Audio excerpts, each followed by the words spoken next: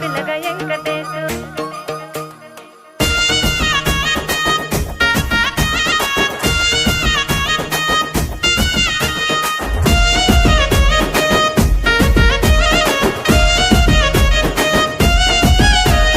సిద్ధిరాల మనసు నాది చిన్నగా పోతుంటావో చూడక పోతుంటావో ఇంట్లో చిన్నదాన్ని నేను సిద్ధిరాల